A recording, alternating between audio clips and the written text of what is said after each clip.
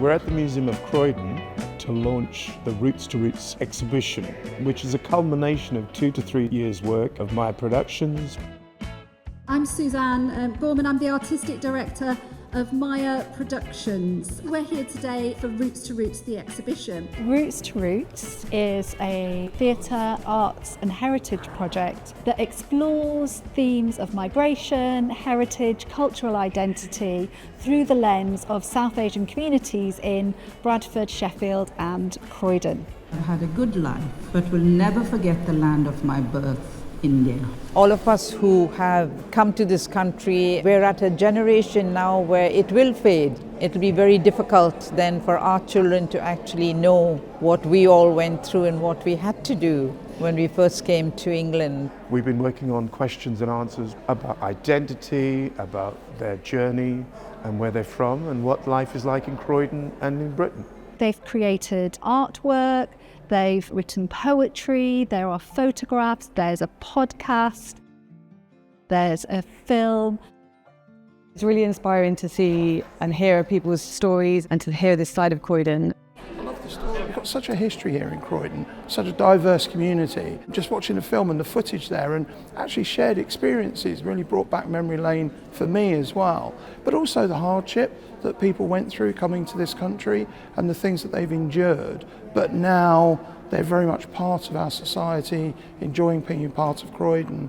London to me always feels like home because of the melting pot. This exhibition and the stories that are being told here reflect that. They reflect the melting pot of London. They reflect why people come to cities. A sense of belonging that you get from being in this big melting pot is very important. I think other people will feel that. I love the exhibition. I've never seen anything like it because I don't think there has been anything like it before. What was wonderful was seeing the pictures and then seeing the film and seeing the ladies who I've seen pictures of give their stories and actually talk about their lives and give us some insight into what their life was like. I very much like this event today and of course the exhibition. I think what drew me actually in the exhibition was this amazing color and pictures. It really tells you the story of the people, you know, with different backgrounds. And I was very impressed about these personal stories the people told us today. Anglo-Indian history made us choose between the land of our birth mothers and the home of our cultural fathers. We are a diaspora fashioned to fulfill a purpose for empire. You never see anything about Anglo-Indian history in museums, rarely on TV or any kind of documentaries, so it's really great to see our family history, the community documented. I think it helps us to reconnect. It helps us to get a perspective of both history, of where we're from and how we've come here, and also to open up doors to be able to understand each other more by sharing those stories, otherwise they would all be forgotten. We forget about our heritage and our history and what makes us who we are.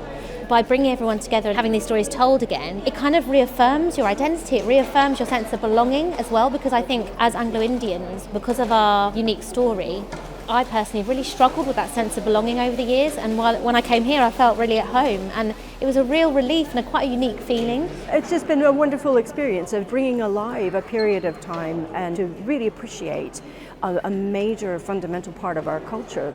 I was very moved by it, and I do think that it does make everyone just a little bit more understanding and happy to be part of the same world.